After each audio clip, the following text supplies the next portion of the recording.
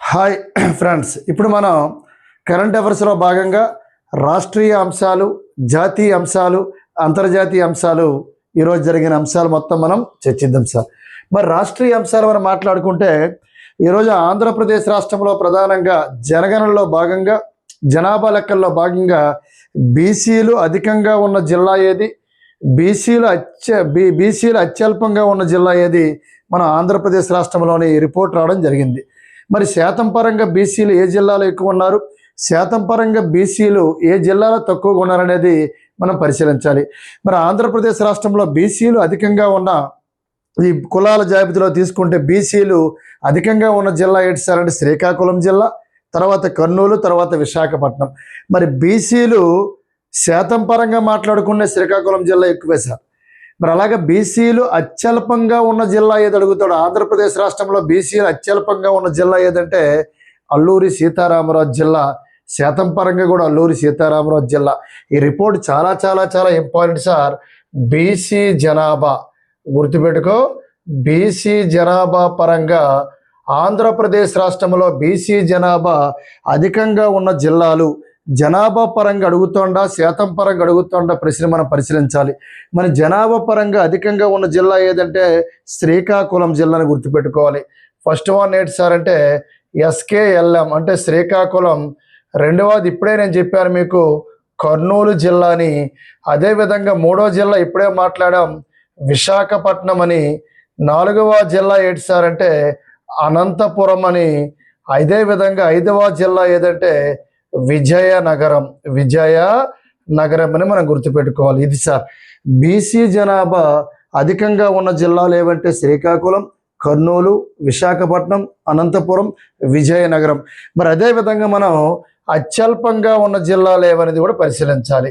బీసీలు అత్యల్పంగా ఉన్న జిల్లాల్లో ఇప్పుడే మీకు చెప్పాను అల్లూరి సీతారామరాజు జిల్లా, తర్వాత పోలవరం, మార్కాపురం ఇవన్నీ వస్తాయి. ఇక్కడ ఫస్ట్ ఏంటి సార్ అంటే అల్లూరి సీతారామరాజు. అల్లూరి జిల్లా అంటే అల్లూరి సీతారామరాజు. రెండోది ఏంటి సార్ అంటే పోలవరం జిల్లా. మూడోది ఏంటి సార్ అంటే బాపట్ల. నాలుగోది ఏంటి సార్ అంటే పార్వతీపురం మన్యం జిల్లా. ఐదోది ఏంటి సార్ అంటే మార్కాపురం అని మనం గుర్తుపెట్టుకోవాలి. ఇది సార్ అంటే బీసీ జనాభా అధికంగా ఉన్న జిల్లా ఏదంటే శ్రీకాకుళం, బీసీ జనాభా అత్యల్పంగా ఉన్న జిల్లా ఏదంటే అల్లూరి సీతారామరాజు జిల్లా. శాతం పరంగా మాట్లాడుకునే అది బీసీ జనాభా శాతం పరంగా అధికంగా ఉన్న జిల్లా ఏదన్నా శ్రీకాకుళమే. శాతం పరంగా మాట్లాడుకుంటే అత్యల్పంగా ఉన్న జిల్లా ఏదన్నా అల్లూరి. గుర్తుపెట్టుకో, ఇది అత్యల్పంగా ఉన్న జిల్లాల జాబితా అల్లూరి సీతారామరాజు, పోలవరం జిల్లా, బాపట్ల జిల్లా, పార్వతీపురం మన్యం జిల్లా, మార్కాపురం జిల్లాని గుర్తుపెట్టుకోవాలి.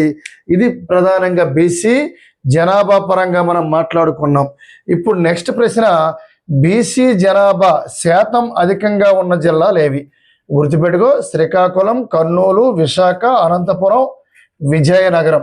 బీసీ జనాభా తక్కువగా ఉన్నది అల్లూరి సీతారామరాజు, పోలవరం, బాపట్ల, పార్వతీపురం, మార్కాపురం గుర్తుపెట్టుకోవాలి.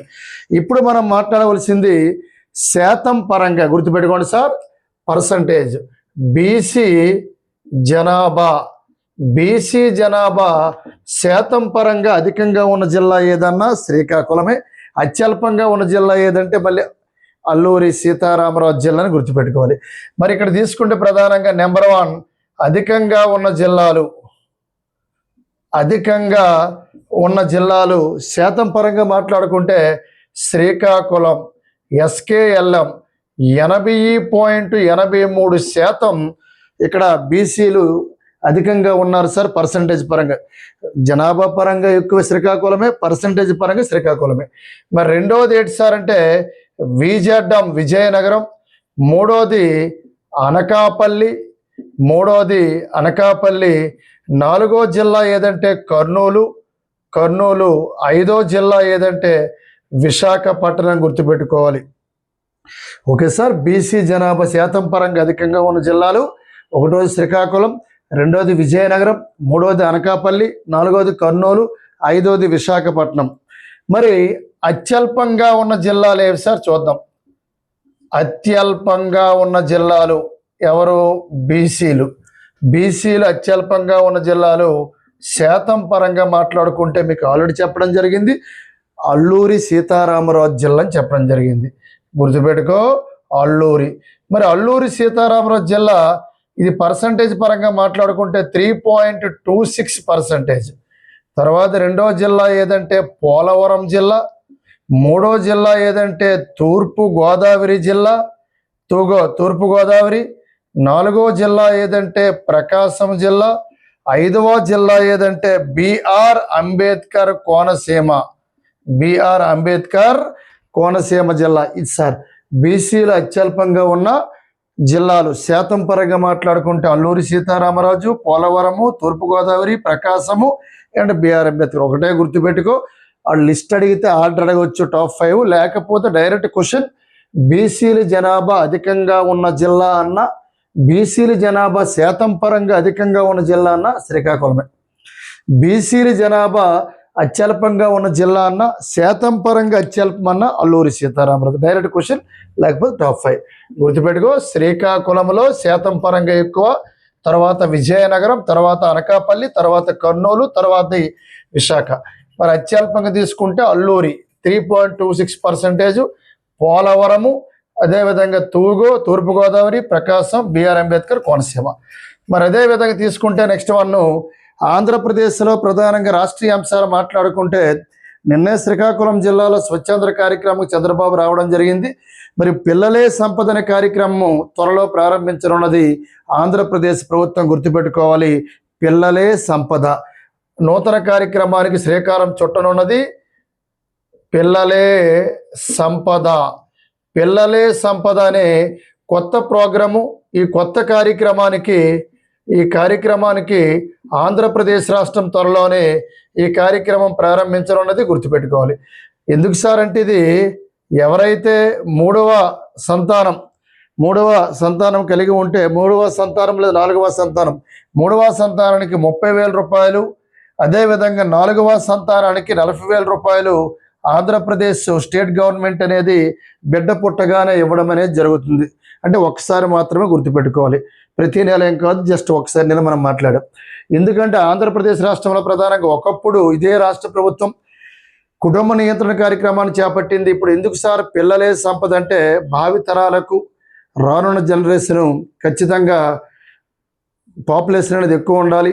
అదేవిధంగా తీసుకుంటే అభివృద్ధి బాటలో రాష్ట్ర ప్రభుత్వాలు ముందుకు వెళ్ళాలి. రాజకీయ నేపథ్యంగా తీసుకుంటే లోక్సభ సీట్లు నార్త్తో పోల్చుకుంటే సౌత్ జనాభా అనేది పెరగాలి, అసెంబ్లీ స్థానాలు పెరగాలి, లోక్సభ స్థానాలు పెరగాలి. అదేవిధంగా తీసుకుంటే ఆర్థిక పరిస్థితులు మెరుగుపడాలంటే ఖచ్చితంగా పిల్లల్ని మన అభివృద్ధి బాటలు నడపాలి. పిల్లలే మనకు సంపదని ఈ కొత్తగా ఈ కార్యక్రమాన్ని త్వరలోని ఆంధ్రప్రదేశ్ ప్రభుత్వం అనేది నూతన కార్యక్రమాన్ని ప్రారంభించనున్నది. త్వరలో ఈ కార్యక్రమం అనేది లాంచ్ చేయడం జరుగుతుంది. అప్పుడు మళ్ళీ మనం మాట్లాడుకుంటాం. గుర్తుపెట్టుకో, వెరీ వెరీ ఇంపార్టెంట్, పిల్లలే సంపద. నెక్స్ట్ వన్ తీసుకుంటే ఇవి ప్రధానంగా రాష్ట్రీయ అంశాల్లో ప్రధాన అంశాలు మనం మాట్లాడుకోవాలి. ఇప్పుడు మనకి నెక్స్ట్ వన్ జాతీయ అంశాలు. స్టేట్ అయిపోయింది సార్, సెంట్రల్లోకి వచ్చాం. జాతీయ అంశాలు. మరి జాతీయ అంశాల్లో మనం మాట్లాడుకుంటే ప్రధానంగా కేరళ ముఖ్యమంత్రిగా ఈరోజు ప్రమాణ స్వీకారం చేయడం జరిగింది సతీశన్. ఈయనతో పాటు ఒక 20 మంత్రులు, 20 అంటే క్యాబినెట్ మంత్రులు ఎవరైతే అసెంబ్లీలో ఎవరైతే క్యాబినెట్ హోదా కలిగిన మంత్రులు ఒక 20 మందిని ప్రమాణ స్వీకారం చేయాలని కేరళలో ప్రధానంగా యూడిఎఫ్ అనే ఒక కూటమి పార్టీ నిర్ణయించింది. గుర్తుపెట్టుకోవాలి. కానీ ఈరోజు కేరళ సీఎంగా ప్రమాణ స్వీకారం చేసింది ఎవరు సార్ అంటే గుర్తుపెట్టుకోండి, విడి సతీశన్ కేరళ ముఖ్యమంత్రిగా ప్రమాణ స్వీకారం చేయడం జరిగింది. ఇప్పుడే మాట్లాడిన పార్టీ పేరు యూడిఎఫ్ కూటమి అనేది. మరి గవర్నర్ ఎవరంటే కేరళకి గవర్నర్గా ఉన్న వ్యక్తి రాజేంద్ర విశ్వనాథ్ ఆర్లేకర్. గుర్తుపెట్టుకో, రాజేంద్ర విశ్వనాథ్ ఆర్లేకర్ అతను సమక్షంలో ముఖ్యమంత్రి గారి ప్రమాణ స్వీకారం చేయడం జరిగిందని మనం గుర్తుపెట్టుకోవాలి. Very very important. ఎవరంటే కేరళ నూతన ముఖ్యమంత్రి విడి సతీశన్.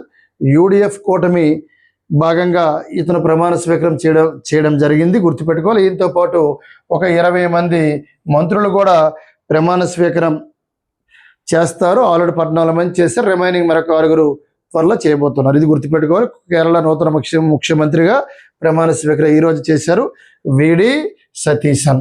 మరి అదే విధంగా తీసుకుంటే ప్రధానంగా మనకి ఎవరెస్ట్ శిఖరం ఉంది. ప్రపంచంలో ఎత్తైన శిఖరం ఏదంటే ఎవరెస్ట్.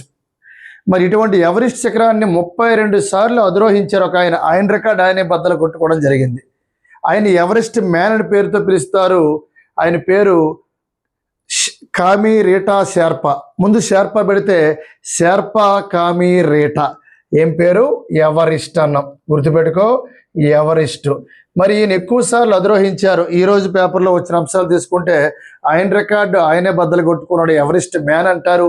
అతని పేరే షెర్పా కామి రేటా. నేపాల్ అయింది. గుర్తుపెట్టుకో, ఎవరెస్ట్ శిఖరం అనేది నేపాల్లో ఉంది. మరి దీని ఎత్తు అందరికీ తెలిసిందే 8848.86 మీటర్లని మనం గమనించాలి. మరి ప్రధానంగా ఏం పేరు సార్ అంటే షెర్పా కామి రేటా. ఇతను 32వసారి ఎవరెస్ట్ శిఖరాన్ని అధిరోహించడం. ఇతను మొదటిసారి 1994లోని ఇతను ఎవరెస్ట్ శిఖరాన్ని అధిరోహించాడు ఫస్ట్ టైం. ఎవరు? ఈ షెర్పా కామి రేటా. ప్రపంచంలో ఎత్తైన శిఖరం ఏదంటే ఎవరెస్ట్ శిఖరం. ఇతన్ని ఎవరెస్ట్ మ్యాన్ అని పేరుతో పిలుస్తారు. ఇతన్ని ఏం పేరు పిలుస్తారు? ఈ కామి రేటాను ఎవరెస్ట్ మ్యాన్ అని పేరుతో పిలుస్తారు.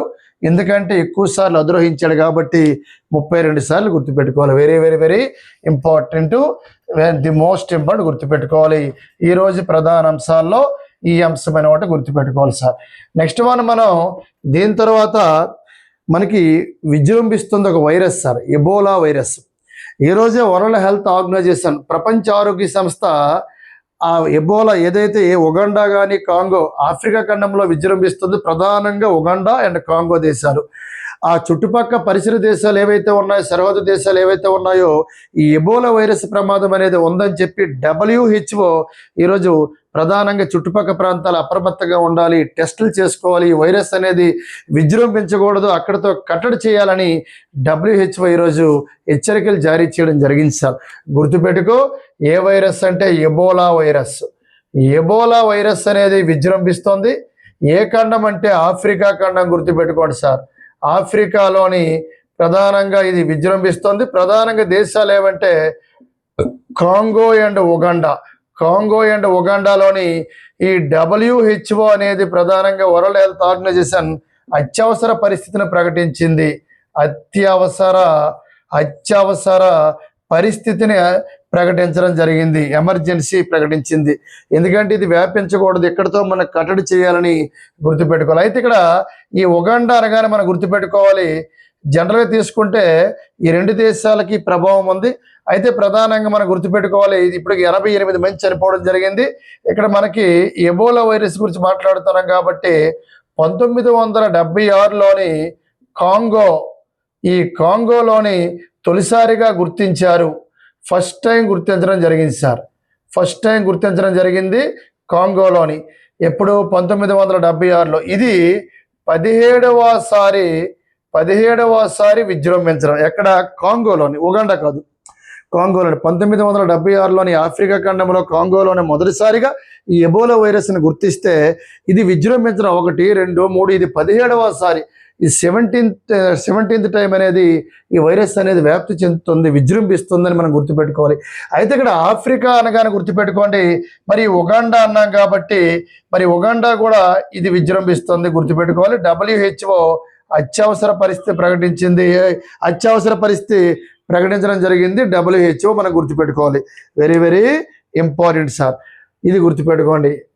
ఎందుకంటే ఎబోలా వైరస్ ఆఫ్రికా ఖండంలో ఏ 2 దేశాల్లో విజృంభిస్తుంది, అందుకే WHO అత్యవసర పరిస్థితి ఎమర్జెన్సీగా విధించింది. గుర్తుపెట్టుకో, కాంగో అండ్ ఉగాండా అని గుర్తుపెట్టుకోవాలి.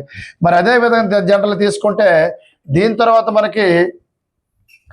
మనకి ఆల్రెడీ హార్మోజ్ జలసంధి ఉంది.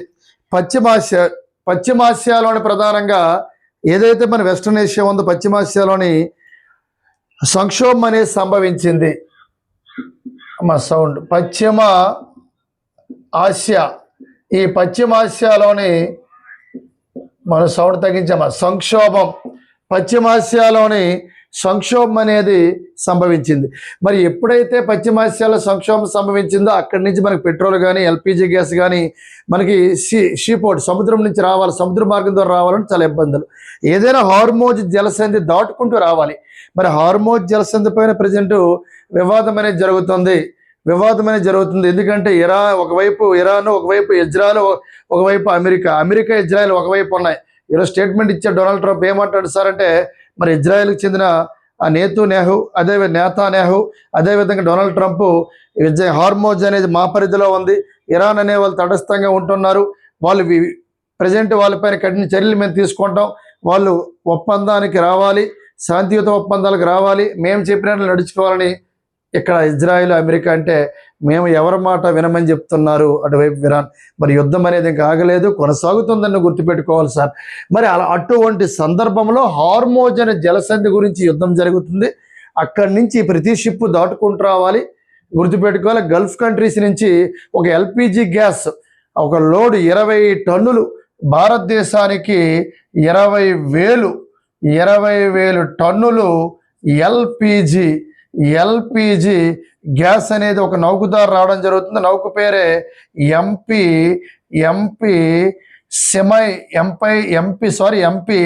సైమై నౌక. ఈ నౌక ద్వారా ఈ గ్యాస్ అనేది రావడం జరుగుతుంది. మరి ఇది ఎక్కడికి వచ్చింది సార్ అంటే గుజరాత్. మరి గుజరాత్ రాష్ట్రంలో ప్రధాన ఓడరేవు ఏదైతే కాండ్లా ఓడరేవు అంటాం, దీన్ని పోటుపాటు ఓడరేవు అంటాం, దీన్ని టైడ్ల ఓడరేవు అంటాం. మరి కాండ్లా ఓడరేవుకి ప్రధానంగా రావడం జరిగింది. గుజరాత్లోని కాండ్లా ఓడరేవుకి చేరుకుంది, సేఫ్గా చేరుకుంది. ఎందుకంటే ఎక్కడి నుంచో గల్ఫ్ కంట్రీ నుంచి ఒక 20,000 టన్నులు ఎల్పిజి గ్యాస్ లోడ్ను ఈ ఎంపీ సైమి నౌక ద్వారా మన గుజరాత్లో కాండ్లా ఓడరేవుకి రావడం అనేది మనం సంతోషించాలి. ఎందుకంటే ప్రజెంట్ ఇష్యూ అంట ఈ హార్మోజ్ చుట్టే తిరుగుతుంది కాబట్టి, ఏమి ఇరాన్ ఆపొచ్చు, అమెరికా ఆపొచ్చు. కాబట్టి ఇటువంటి సందర్భంలోని 20,000 టన్నుల ఎల్పిజి గ్యాస్ లోడు ఈ గుజరాత్ రాష్ట్రంలో కాండ్లా ఓడరేవుకి సేఫ్గా చేరుకోవడం జరిగింది. మనం గుర్తుపెట్టుకోవాలి, ఎందుకంటే పశ్చిమాసియాలో సంక్షోభం అనేది సంభవిస్తుంది కాబట్టి. మరి అదే విధంగా తీసుకుంటే ప్రధానంగా ది మోస్ట్ ఇంపార్టెంట్, సుప్రీంకోర్టులోని న్యాయమూర్తుల సంఖ్యను పెంచారు, జడ్జిలు పెంచారు. గమనించాలి, సుప్రీంకోర్టులోని జడ్జిలు ఈరోజు పేపర్లో అఫీషియల్గా రాష్ట్రపతి గెజిట్ జారీ చేయడం జరిగింది. ప్రారంభంలో సుప్రీంకోర్టులో మీ అందరూ తెలుసు 1+8 1+7 8 మంది ఉండేవాళ్ళు. ఎప్పుడు 1950లోని సుప్రీంకోర్టు ఢిల్లీలో మార్చినప్పుడు, కలకత్తా నుంచి సుప్రీంకోర్టు ఎప్పుడైతే ఢిల్లీ మారిందో, ఢిల్లీలో సుప్రీంకోర్టు ఏర్పాటు చేసినప్పుడు కెపాసిటీ ఎంత ఉండేది. తర్వాత మనకి ప్రజెంట్ 33+1 34 ఉండేది. ఇప్పుడు సుప్రీంకోర్టు యొక్క జడ్జీల సంఖ్య 34 నుంచి ఎంతకు పెంచారు సార్ అంటే 38కి పెంపు. అంటే ఒకటి నువ్వు గుర్తుపెట్టుకోవాలి, 38 మంది జడ్జీలు ఏం కాదు సార్. ఇక్కడ 34 అంటే 33+1, ఇక్కడ 38 అంటే 37+1 ఇంక్లూడింగ్ ప్రధాన న్యాయమూర్తి. అంటే 37 జడ్జీలు ప్లస్ ఒక ప్రధాన న్యాయమూర్తి, ఇక్కడ 33 జడ్జీలు ప్లస్ ఒక ప్రధాన న్యాయమూర్తి. ఇలా గుర్తుపెట్టుకోవాలి. మరి అఫీషియల్గా ఈరోజు రాష్ట్రపతి గారు ఆర్డినెన్స్ జారీ చేయడం జరిగింది. గుర్తుపెట్టుకోవాలి, ఆర్డినెన్స్ జారీ చేసిన రాష్ట్రపతి ఆర్డినెన్స్ జారీ చేయడం జరిగింది ఈరోజు అఫీషియల్గా. మరొకటి గుర్తుపెట్టుకోవాలి, దీని తర్వాత సుప్రీంకోర్టు ప్రధానం తీసుకుంటే supreme court amendment ordinance the supreme court amendment ordinance. ఇది గుర్తుపెట్టుకో, ద సుప్రీంకోర్టు అమెండ్మెంట్ ఆర్డినెన్సీ జారీ చేయడం జరిగింది రాష్ట్రపతి. మరి ఇప్పుడు నెక్స్ట్ జరిగే ప్రాసెస్ ఏంటి, పార్లమెంటులోని ఈ సుప్రీంకోర్టు అమెండ్మెంట్ ఆర్డినెన్సీ బిల్లును నెక్స్ట్ ప్రవేశపెట్టనున్నారు. అప్పుడు ఓకే అయిపోద్ది. ఇక్కడ సుప్రీంకోర్టు జడ్జీల సంఖ్యను 34 నుంచి 38కి పెంపు ఆర్డినెన్స్ జారీ చేసిన భారత రాష్ట్రపతి ద్రౌపది ముర్ము. అదేవిధంగా ద సుప్రీంకోర్టు అమెండ్మెంట్ ఆర్డినెన్సీ అనేది జారీ చేయడం జరిగింది. ఎందుకు? సుప్రీంకోర్టు న్యాయమూర్తుల సంఖ్య పెంచుతున్నారు కాబట్టి ద సుప్రీంకోర్టు అమెండ్మెంట్ ఆర్డినెన్స్ని జారీ చేయడం జరిగింది. మరి త్వరలోని ద సుప్రీంకోర్టు ఆర్డినెన్స్ బిల్లును కూడా నెక్స్ట్ జరగబోయే పార్లమెంట్ సమావేశంలో ప్రవేశపెట్టనున్నారు. గుర్తుపెట్టుకో, very very very important, the most important గుర్తుపెట్టుకోవాల్సిన అంశం ఉంది సార్. నెక్స్ట్ వన్ మనకి జాతీయ అంశాల్లోని ప్రధానంగా the most most most most important, ఇవి జాతీయ అంశాల్లో మనం మాట్లాడుకున్నాం. ఇప్పుడు next one last one is అంతర్జాతీయ అంశాలు, ఇంటర్నేషనల్ అంశాలు ఒకసారి చూద్దాం సార్. అంతర్జాతీయ అంశాలు. మరి అంతర్జాతీయ అంశాలు ఏంటి సార్? భారత ప్రధానమంత్రి ప్రజెంట్ నెదర్లాండ్ పర్యటన ముగించుకొని స్వీడన్ పర్యటనకి వెళ్ళడం జరిగింది. నెదర్లాండ్ పర్యటన ముగించుకొని స్వీడన్ పర్యటనకి వెళ్ళడం జరిగింది. ఎవరు? భారత ప్రియం నరేంద్ర మోడీ గారు నెదర్లాండ్ పర్యటన ముగించుకొని స్వీడన్ పర్యటనకి వెళ్ళడం జరిగింది. గుర్తుపెట్టుకోవాలి. అయితే ఇక్కడ నెదర్లాండ్తో 17 ఒప్పందాలు పెట్టుకోవడం జరిగింది మన ప్రధానమంత్రి. 17 ఒప్పందాలు. ఎన్ని ఒప్పందాలు అడుగుతాడు సార్? నెదర్లాండ్ భారత మధ్య 17 ఒప్పందాలు కుదిరాయి. Very very very important.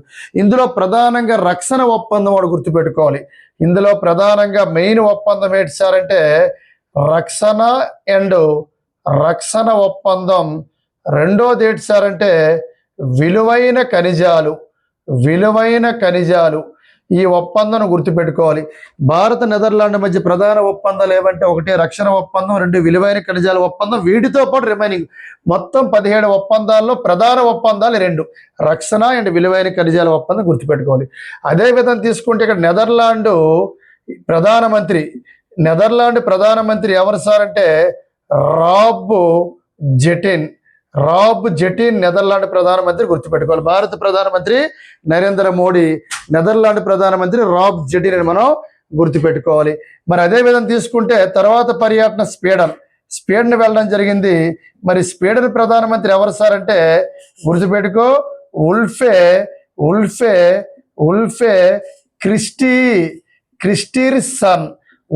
క్రిస్టిర్సన్తో భేటీ అయ్యారు. క్రిస్టిర్సన్తో భేటీ అవ్వడం జరిగింది, మనం గుర్తుపెట్టుకోవాలి. ఓకేనా? ఇక్కడ రాబ్ జెటిన్, స్వీడన్ పిఎం ఏమంటే ఉల్ఫే క్రిస్టిర్సన్ అని మనం చెప్పుకోవాలి. Very very very important. మరి ఇప్పుడు మనకి స్వీడన్లో అత్యున్నతమైన పురస్కారాన్ని ఇవ్వడం జరిగింది. ఎవరికి? నరేంద్ర మోడీ గారికి. మరి అత్యున్నతమైన పురస్కారం ఏది సార్? దాని పేరు ఒకసారి మనం పరిశీలిస్తే నెదర్లాండ్ పర్యటన ముగించుకొని ఇతను స్వీడన్ అనే దేశం వెళ్ళడం జరిగింది. మరి స్వీడన్ యొక్క అత్యున్నత పురస్కారం పేరే రాయల్ ఆర్డర్ గ్రాండ్